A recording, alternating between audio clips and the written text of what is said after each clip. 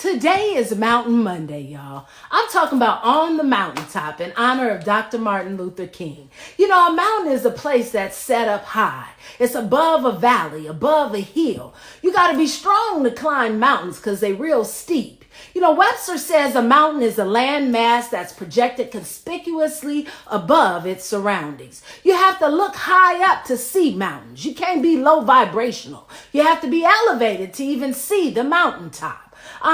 You have to sometimes see further than the natural eye. You got to be using that spiritual eye to see and vision beyond a mountain.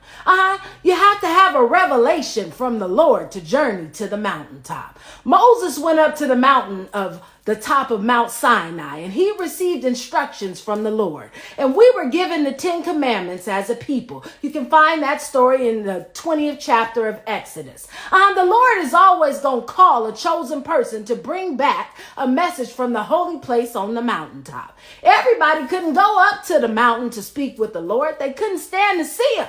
In the text, God took Moses to Mount Nebo to view the land of Canaan, the promised land.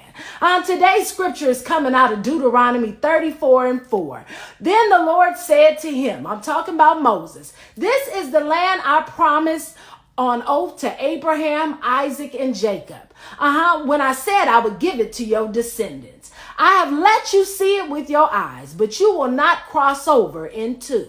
See, disobedience kept Moses from crossing over into the promised land, but he got to see it. Come on. So Dr. King gave his last speech on April 3rd, 1968. I've been to the mountaintop before he was assassinated. I'd say it was a prophetic speech. He said, I just want to do God's will. He put God's will before his own thoughts and his own safety. He said he's allowed me to go up to the mountain, and I've looked over and I've seen the promised land. I may not get there with you, but I want you to know tonight that we as a people will get to the promised land. And so I'm happy tonight. He said, I'm not worried about anything. I'm not fearing any man. Mine eyes have seen the glory of the coming of the Lord. See, Dr. King connected his vision of the civil rights struggle with Moses' journey. In my opinion, he was the Moses of the civil rights movement. Who could be Dr. King on today? He went up to the mountaintop to hear a word from the Lord. And then he came back and helped to deliver us from segregation, inequalities, and injustice. Jesus was his example. See, we still climbing mountains on today, saints.